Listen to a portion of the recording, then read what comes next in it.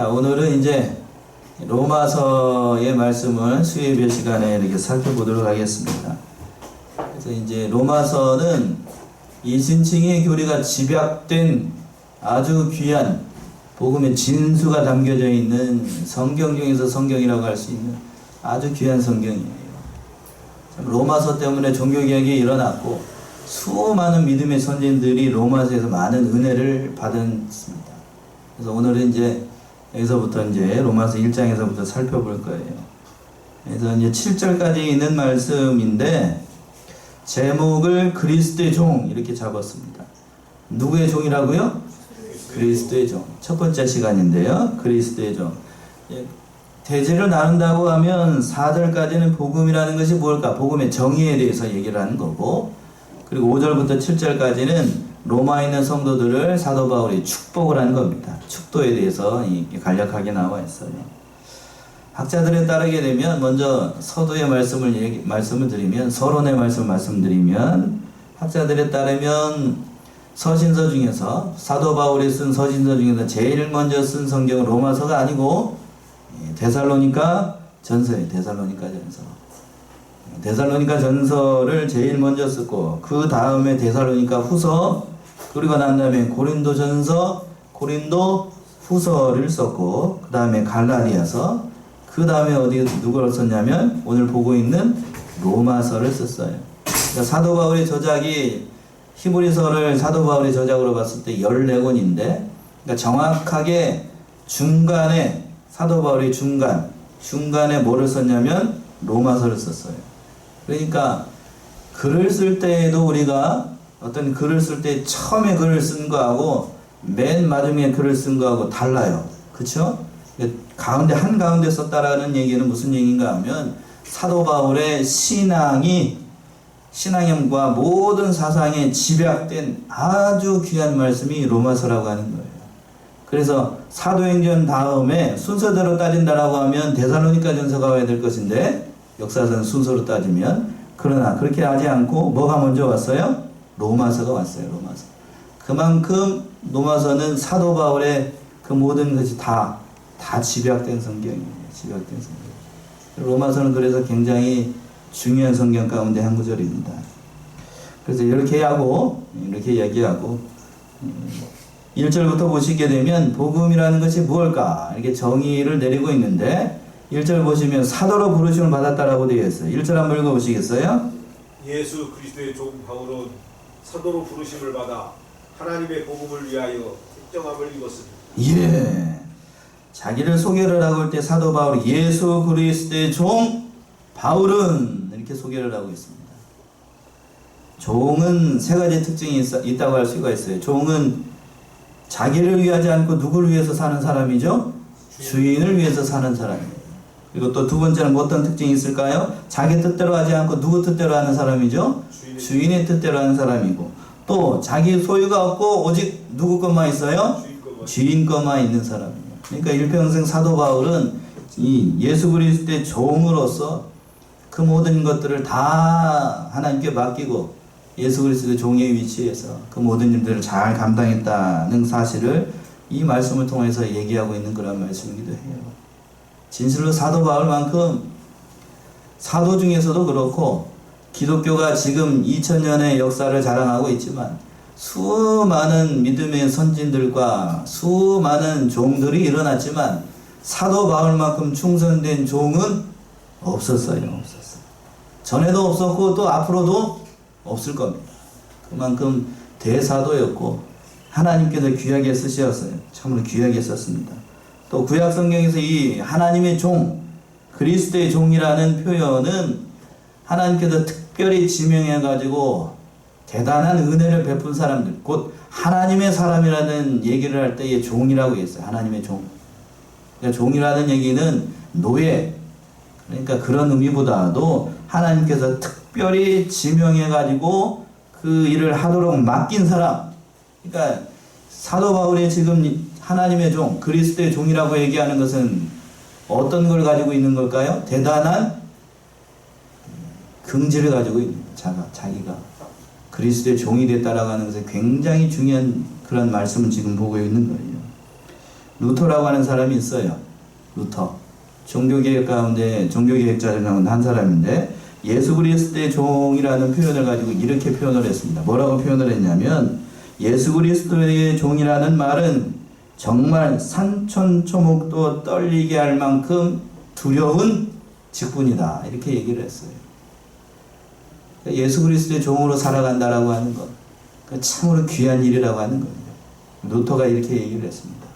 그만큼 사도 바울도 지금 예수 그리스도의 종이라고 얘기하고 있는 것은 그만큼 그 모든 직분을 자랑으로 삼고 오직 주와 복음을 위해 선신했다는 것을 보여주고 있는 그런 말씀이기도 해요. 또 뭐라고 얘기를 하고 있냐면 중반절에 사도로 부르심을 받아.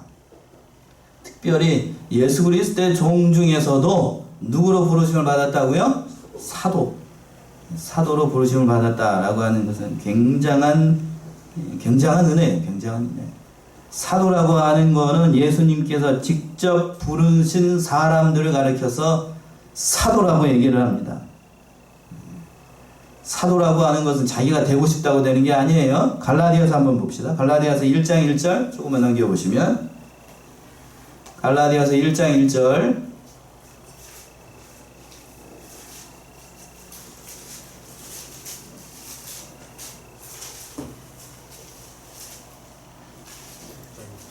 예, 갈라디아서 1장 1절 사람들에게서 난 것도 아니요 사람으로 말미암은 것도 아니요 오직 예수 그리스도와 및 죽은 자 가운데서 그리스도를 살리신 하나님 아버지로 말미암아 사도된 바울은 바울이 사도가 된 것은 자기가 원해서 된 게 아니고 사람의 뜻으로 된 것이 아니고 또 오직 누구의 은혜로만? 예수 그리스도 하나님의 은혜로만 됐다는 거예요. 하나님의 특별하신 사랑으로. 사도 바울만큼 예수 그리스도를 극적으로 만난 사람이 없죠. 사도행전에서 보게 됩니다. 그만큼 하나님께서 그를 붙잡아가지고 이제 사도로 세우신 거예요. 그래서 예수 그리스도의 사도에는 신학적으로 말씀을 드리면 몇 가지 특징이 있어요. 첫 번째는 세례 요한 때로부터 예수님과 항상 같이 했던 사람. 이게 첫 번째 특징이에요. 세례 요한 때부터 예수님과 항상 했던 사람. 그 사람이 사도라는 거 부를 수가 있어요. 두 번째는 예수님에 의해서 특별히 선택되고 임명된 사람. 그렇죠? 예수님께서 직접 부르신 사람들, 그 사람들을 사도라고 하고. 세 번째는 초자연적인 역사와 은사를 가지고 있는 사람. 그리고 네 번째는 예수 그리스도의 부활을 목격한 증인들. 예수 그리스도의 부활을 목격한 사람들, 살아있을 때 목격한 증인들. 그리고 다섯 번째는 하나님의 성령의 은혜로 말미암아 뭐를 기록한 사람이냐면 성경을 기록한 사람들. 이 사람들을 특별히 뭐라고 얘기를 하냐면 사도라고 얘기를 해요. 사도. 이 사람들. 그래서 사도라고 하는 겁니다. 그러니까 이 다섯 가지 요구 조건에 따르게 되면 저와 여러분들은 사도라고 부를 수가 있어요? 없어요? 있어요? 없어요? 없어요. 여러분들이 성경 썼어요? 성경 안 썼잖아요. 사도라고 부를 수가 없는 거고, 또 예수님께서 살아 계셨을 때에 직접 택해가지고 부른 사람들이 아니에요. 또 여러분들은 부활의 증인이 아니에요. 또 초자연적인 은사가 있는 것도 아니에요. 그러니까 여러분들은 사도가 아니에요. 그런데 잘못 배운 사람들이 뭐라고 얘기를 하냐면 신사도 운동이라고 해가지고 자기도 사도다. 예수님 부활하신 주님께서 나타나셔가지고 너 목사해라 라고 해가지고 특별한 은혜를 받았다 라고 하는 사람들이 주장하는 사람들인데 그거는 이 거짓말이에요. 거짓말. 거짓말이에요. 그런 거 아니랍니다. 그런 거 아닙니다. 또 끝으로 가게 되면 1절 하반절에서 보시면 뭐를 받았다라고 되어 있냐면 택정함을 입었으니 하나님의 특별하신 섭리에 의해서 사도 바울이 이렇게 사도가 되었다라는 얘기예요. 그러니까 특별히 구별된 사람이라는 겁니다. 구별된 사람. 뭐를 위해서 구별된 사람인가? 복음을 전하기 위해서 구별된 사람이겠죠. 그 말씀 2절 보시면 2절 한번 읽어보세요. 이 복음은 하나님의 선지자들로 말미암아 그의 아들에 관하여 성경에 미리 약속하신 것이라. 이 복음은 하나님의 선지자들로 말미암아 그의 아들에 관하여 성경에 미리 약속한 것이라. 복음 원어로 말하면 유한겔리온입니다. 유한겔리온. 우리말로 번역을 한다라고 하면 기쁜 소식. 기쁜 소식이에요. 기쁜 소식. 좋은 말은 어디에서 많이 쓰냐면 좋은 곳에서 정통에서 쓰는 게 아니고 어디에서 많이 가져갔냐면 이단에서 많이 가져갔어. 그래서 기쁜 소식 교회 들어보셨나요? 예, 그 기쁜 소식 들어가게 되면 거기는 잠실에서 그 큰 체조 경기장비를 모아가지고 한 사람이죠. 거기서 가지고 와가지고 누구 목수? 예, 거기 있어요. 거기는 아니에요. 거기는 아니에요. 옳은 교단이 아니에요. 지금 녹화하고 있는 다 말씀드리잖아요. 거기는 옳은 교단이 아니라고. 아무튼 그 얘기를 하려는 게 아니고 미리 정해 주셔가지고 기쁜 소식을 성경에 있는 대로 모든 것을 이루시기 위해서 이 영원하신 약속 가운데 하나님께서 이 복음을 전하기 위해서 성경이 약속하신 대로 그 선지자로 이 사도로 부르심을 받고 그 아들에 대해서 전하기 위해서 사도로 세우심을 받았다라고 하는 겁니다. 그 아들, 그 복음에 대해서 이제 설명을 하는데 예수 그리스도가 어떠한 분이신가를 설명을 하고 있어요. 그 말씀이 3절에 나옵니다. 3절 한번 읽어보시겠어요? 이 아들로 말하면 육신으로는 다윗의 혈통에서 나셨고. 예, 사도 바울이 그 복음에 대해서 얘기를 하는 거예요. 그 복음이라는 게 뭘까? 첫 번째는 복음이라는 것은 하나님의 아들이 인간의 몸을 입고 이 땅에 오셔가지고 우리를 위해서 죄를 대신 지시고 십자가에 못 박혔다 죽으셨다가 3일 만에 부활한 것. 이게 복음이에요. 너무 길어요. 좀 줄여주세요. 라고 하면 두 가지로 얘기했어요. 복음이라는 것은 십자가와 부활. 한마디로 요약을 하면 예수 그리스도. 이해되셨나요? 예, 이게 복음이라고 하는 거예요. 그러니까 이 삼위일체 되신 하나님께서 인간의 몸을 입고 이 땅에 오셔가지고 십자가에서 죽으시고 부활하셔가지고 우리의 모든 죄를 사해 주시고 새 생명의 은혜를 주시고 또 모든 우리를 부르셔서 칭의의 은혜를 허락하신 것. 이것이 복음이라고 하는 겁니다. 이것이 복음. 그것이 기쁜 소식이에요. 그러니까 제3의 은혜를 받아서 하나님 백성이 되었다고 하는 놀라운 백성에게는 놀라운 얘기를 하는 겁니다. 육신으로는 이렇게 얘기를 하고 있는데 육신이라는 것은 예수 그리스도의 인성을 가리키는 거예요. 인성. 그 인성을 가진 예수님께서 이 땅에 오셔가지고 말씀대로 말씀이 육신이 되어서 그 인성을 입고 오신 그것에 대해서 얘기를 하는 겁니다. 요한복음 1장 14절 정확히 얘기하고 있죠. 한번 읽어봅시다. 요한복음 1장 14절 말씀이 육신이 되어 우리 가운데 거하심에 우리가 그 영광을 보니 아버지의 독생자의 영광이요 은혜와 진리가 충만하더라. 예, 말씀이 육신이 되었다는 것은 예수 그리스도께서 성자 하나님이 인간의 몸을 입으셨다는 얘기예요. 입으셨다. 이걸 세자로 줄이면 성육신입니다. 성육신. 신학자들마다 목사들마다 예수 그리스도에 대해서 은혜를 받을 때에 은혜 받는 대목들이 다 달라요. 저는 가장 기독교 역사 가운데 가장 큰 은혜, 가장 큰 기적을 들라라고 하면 저는 성육신을 들어요. 성육신. 이 성육신에 대해서는 제가 1시간 동안 설교를 할 수도 있어요. 왜 성육신이 그렇게 중요한가? 하나님이에요. 하나님. 보이지 않는, 여러분 하나님 보셨어요? 보이지 않는 하나님이 인간의 눈으로 볼 수 있게끔 오셨어요. 그게 성육신이에요. 보이지 않는 하나님이 측량할 수도 없고 능히 셀 수도 없는 분이 우리 인간의 눈으로 볼 수 있게끔 오셨다. 그게 성육신이라고요. 이건 기적 중에 기적이에요. 기적 중에 기적. 아는 만큼 성경이 보이게 되는데 아는 만큼 성경이 보여요. 하나님을 평가를 할 때에 무한이라고 평가를 해요. 무한. 측량을 할 수가 없어요. 측량을 할 수 없는 존재가 그 태중의 인간이라고 하는 그 몸을 입고 이 땅에 오시는 거예요. 그러니까 얼마나 대단한 역사인가. 대단한 일인가. 그것이 성육신의 사건이라고 하는 거예요. 그분이 어떤 혈통으로 오셨는가. 3절 하반절에서 그랬죠. 어떤 혈통으로 오신다고요? 다윗의 혈통으로 나셨다. 다윗의 혈통으로 나셨다라는 것은 성경에서 얘기한 대로 예언한 대로 모든 것을 이루시기 위해서 그리스도라는 그런 직분으로 오셨다는 얘기예요. 그 모든 것을 이루기 위해서 성경이 예언된 대로 오셨다고 하는 겁니다. 또 4절 보시면 그러한 인성을 가지고 오셨고 또 그분이 또 어떠한 분인가를 얘기를 하고 있는데 4절 한번 읽어보세요. 4절. 성결의 영으로는 죽은 자 가운데서 부활하여 능력으로 하나님의 아들로 인정되셨으니 곧 우리 주 예수 그리스도시니라. 예, 성결의 영이라고 하는 것은 예수 그리스도의 신성을 가리키는 겁니다. 신성. 그러니까 예수님 안에는 두 가지 성품이 같이 있습니다. 하나는 신성이고 하나는 인성이 있어요. 두 가지 성품이 계시는 겁니다. 그러니까 인성을 앞에서 말했으니까 여기는 당연히 신성을 얘기를 하는 거고, 예수님께서 그 모든 신성을 가지고 있었기 때문에 하나님의 능력으로 죽은 자 가운데서 부활해가지고 하나님의 아들이라는 사실을 인정을 받으셨다라고 얘기를 하고 있는데, 여기서 하나님의 아들로 인정을 받았다라는 말이 오해의 소지가 있어요. 오해의 소지. 그러니까 하나님의 아들이라는 것을 인정을 받았다라는 것은 전에는 그러면 이 말인즉슨 그러면 전에는 하나님의 아들이 아니셨다는 얘기인가? 그런가요? 그런 의미가 아니고 인정을 받았다라는 사실은 예수 그리스도의 십자가의 사건과 예수 그리스도의 부활로 말미암아 이분이 바로 우리가 기다리고 있던 메시아라는 사실을 만천하에 선포하셨다라는 얘기예요. 선포하셨다.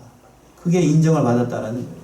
그 예수 그리스도로 말미암아 우리가 구원을 받을 수 있다는 사실을 모든 사람들이 알게끔 인정을 받았다는 얘기예요. 인정을 받았다. 예수 그리스도의 부활이 없었다라고 하면 우리가 구원을 받지 못해요. 그것을 선포하기 위해서 예수 그리스도께서 이렇게 십자가의 사건을 이루시고 큰 표적을 이루신 거예요. 그래서 예수님께서 그 요나의 표적밖에 보여줄 것이 없다라고 말씀하신 것도 요나의 표적이 가장 중요한 표적이기 때문에 그래요. 그랬죠? 마태복음 6장 16장 4절 한번 보세요. 마태복음 16장 4절.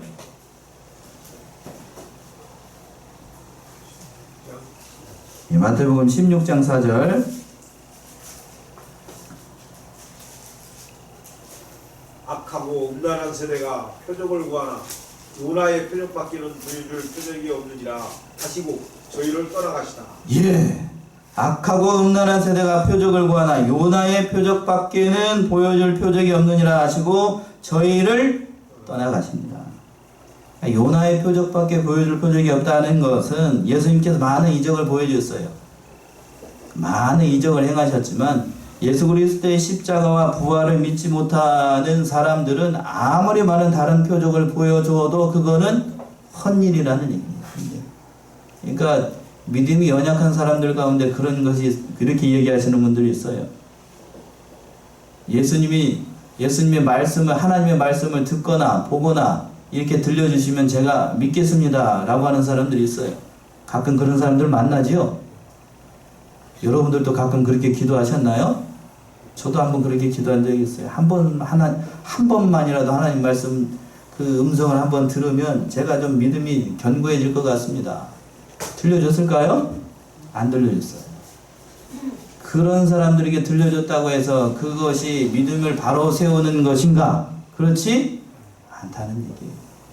않다는 얘기입니다. 뭐를 믿지 않으면 아무것도 아니기 때문에 오늘 본문의 말씀에서 얘기하고 있는 대로 십자가와 부활을 믿지 않으면 다른 이적들은 그건 아무것도 아니에요. 아무것도 아니에요.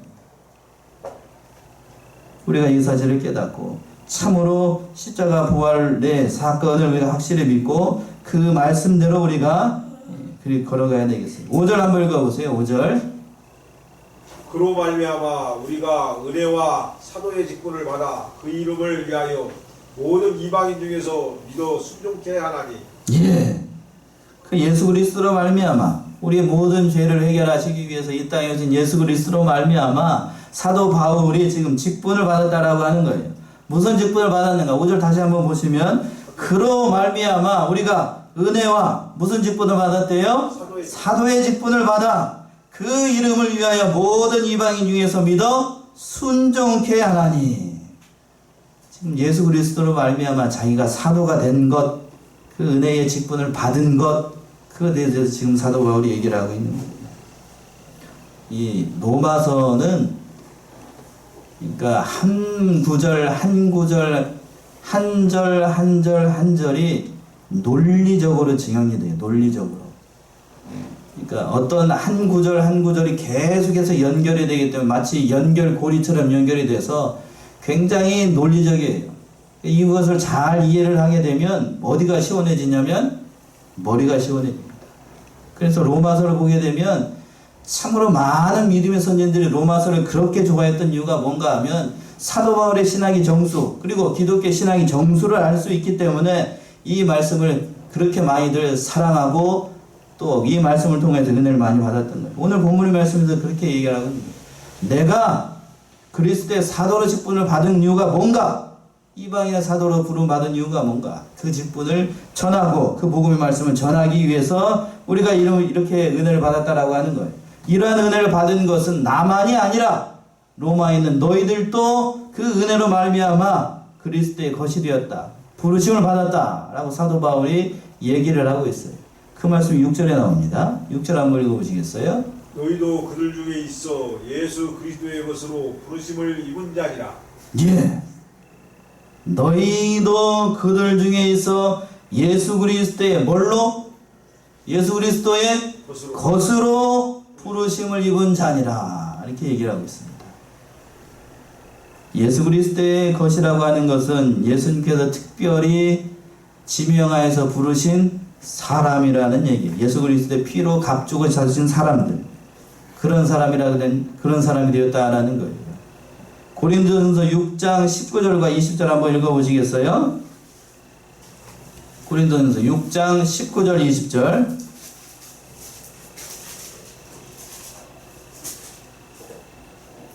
너희 몸은 너희가 하나님께로부터 받은 바 너희 가운데 계신 성령의 전인 줄을 알지 못하느냐. 너희는 너희의 것이 아니라 값으로 산 것이 되었으니 그런즉 너희 몸으로 하나님께 영광을 돌리라.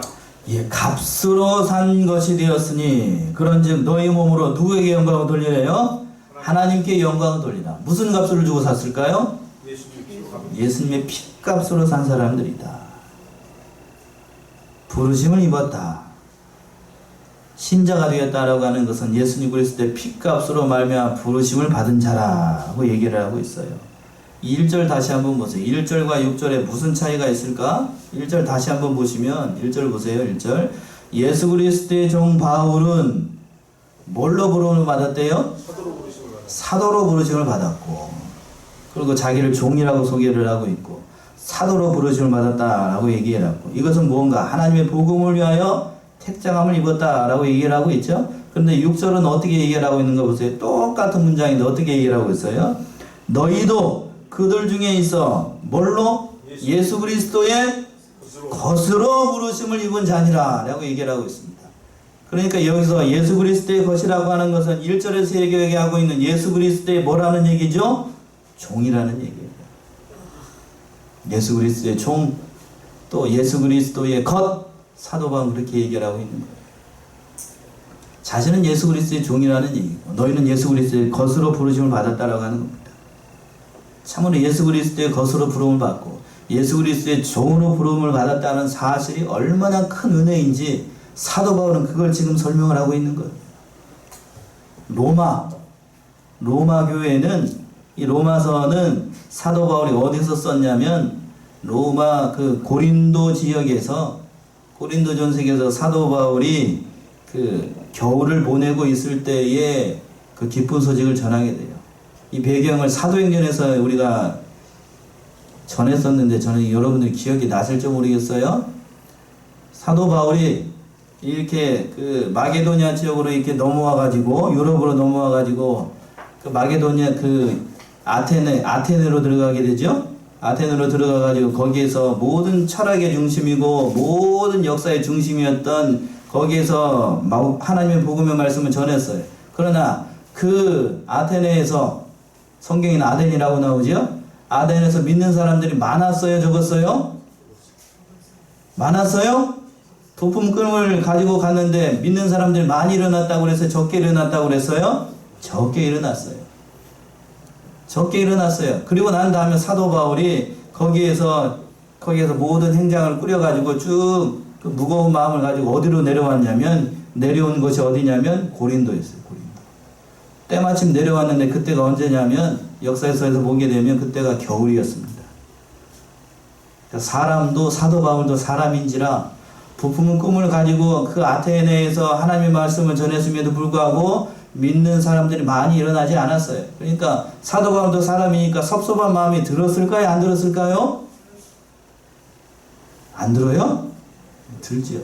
근데 그때 어떤 일이 발생을 하냐면 로마에 깊은 소식이 들려요. 로마에 이 교회가 세워져서 그 하나님의 말씀을 믿는 사람들이 많이 일어나고 있다는 소식을 누가 듣게 돼요? 사도 바울이 듣게 돼요. 그래서 거기서 뭐를 쓰게 되냐면 뭐를 쓰게 되냐면 이 로마에 있는 성도들을 위해서 로마서를 쓰게 되는 거예요. 로마서를 쓰게 돼요. 얼마나 그 사도 바울이 뛰는 가슴이었을 거예요. 그러니까 여러분들이 아셔야 될 것은 뭐냐면 로마서를 쓴 로마 교회는 사도 바울이 세운 교회가 아니었습니다. 또 더 뒤에 가서 살펴보게 되겠지만 이 로마 교회는 또 사도 베드로가 세운 교회도 아니었어요.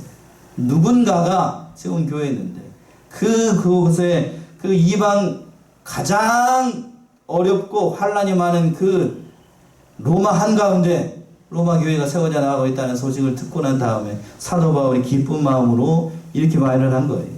그래서 사도 바울이 이렇게 6절처럼 얘기를 하는 거예요. 6절처럼. 이걸 다시 한번 보시겠어요? 6절 다시 한번 보시면 너희도 그들 중에 있어 예수 그리스도의 것으로 부르심을 입은 자니라. 너도 하나님의 백성이라는 얘기예요. 네가 유대인이 아니다. 또 하나님을 믿는 것이 그렇게 생각하지 말라느니 그렇게 얘기하지 말라. 그래서 사도 바울이 7절처럼 얘기했어요. 7절처럼 보시면 7절 한번 읽어보세요. 7절 로마에 있어 하나님의 사랑하심을 입고 성도로 부르심을 입은 모든 자에게 하나님 우리 아버지와 주 예수 그리스도로 쫓아 은혜와 평강이 있기를 원하노라. 예.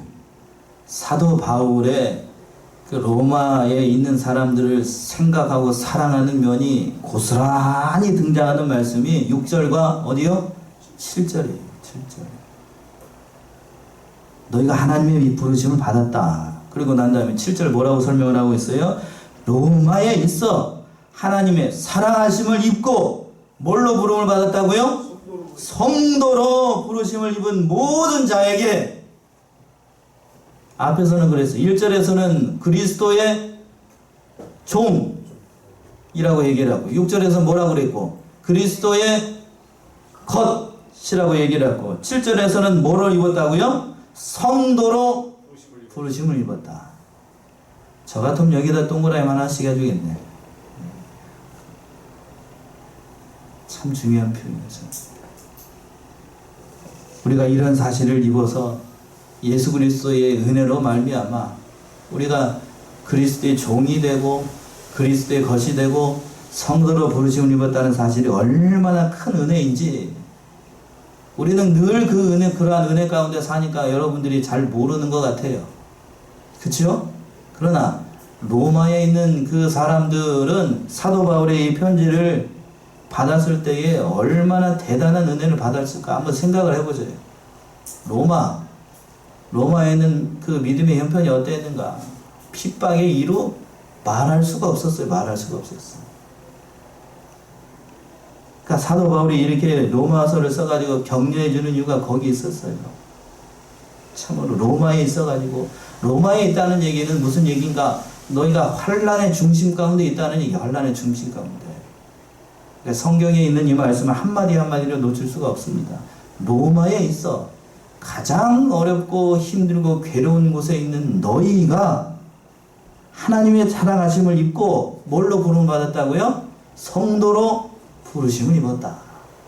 그런 자들에게 사도 바울이 뭐라고 축복을 하고 있냐면 부르심을 입은 모든 자에게 하나님 우리 아버지와 주 예수 그리스도를 쫓아 뭐가 있을지어다? 은혜와 평강이 있으기를 원하노라. 사도 바울이 이렇게 기도를 하는 거예요. 참 우리 사도 바울이 로마에 있는 사람들을 얼마만큼 사랑했고 참으로 얼마만큼 뜨겁게 가서 보기를 원했었는지 사도 바울이 안타깝고 또 열정적인 이 사랑을 잘 볼 수가 있습니다. 근데 서론의 말씀 로마서 이제 서론의 말씀 1절부터 7절에 있는 이 말씀을 통해서 참으로 우리 자신을 한번 돌아보자고요. 우리 자신. 우리는 과연 예수 그리스도의 종으로 부름을 받고 예수 그리스도의 것으로 부름을 받고 또 7절에 있는 것처럼 뭘로 부름을 받았어요? 성도로 부르심을 받은 것이 얼마나 큰 은혜인지 그래서 우리가 다시 한번 생각하고 이 사실이 우리가 기독교인으로서 정체성을 바로 가져야 돼. 정체성. 참으로 이 사실 성도라는 그 말 그 한마디를 들었을 때 우리가 가슴이 뛰고 또 하나님의 것이 되었다는 사실이 얼마나 감사한지를 우리가 깊이 깨달아야 됩니다. 사도 바울은 그렇게 격려를 하고 있는 겁니다. 오늘 이 말씀을 통하여서 우리 자신의 신앙을 좀 돌아보고 앞으로 로마서를 통해서 말씀 전할 이 사도 바울의 그 사랑과 또 모든 것을 경험하고 그 은혜 가운데 거하시는 저와 여러분들이 다 되시기 바랍니다. 기도하겠습니다.